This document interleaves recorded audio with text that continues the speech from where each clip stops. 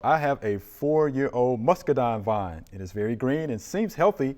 However, there has been no sign of bearing fruit. How can I get my muscadine to bear fruit? Also, when should I prune it? And this is Miss Catherine. Hey, Mr. D. You've talked about muscadines a couple of times here. I have. And so what do you think? There's probably a very, very good chance that Miss Catherine has a female muscadine. Aha. And the female muscadine requires cross-pollination with a perfect flowered muscadine. That is probably the problem. Unless she has pruned the plant and taken off all the new wood, because muscadines fruit on current season's growth. It's out of 1-year-old wood.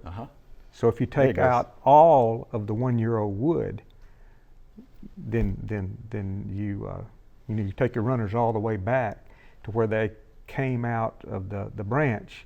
Then you're removing all of it. You always leave a couple of 1 or 2 nodes on each of the runners, and that leaves you some 1-year-old wood to fruit from. Okay. So it's either or that. You've got a female variety, or you're taking out all of your 1-year-old wood, so you can't fruit off of 1-year-old wood. It's one or the other.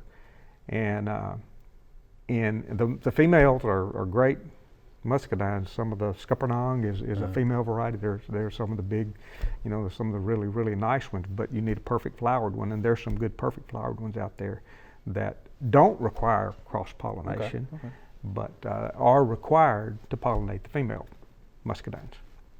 Yeah. I thought he might say that. Yeah. That's good. It's good stuff. Yeah. All right. Well, thank you, Miss Catherine. Good stuff. Mr. D, I got you. Okay. Go ahead. When to prune? When to prune, late yes. winter. When to prune. Late winter. When to prune. Late winter. Right, because that's important. Right. So again, late winter. Late winter, very early spring.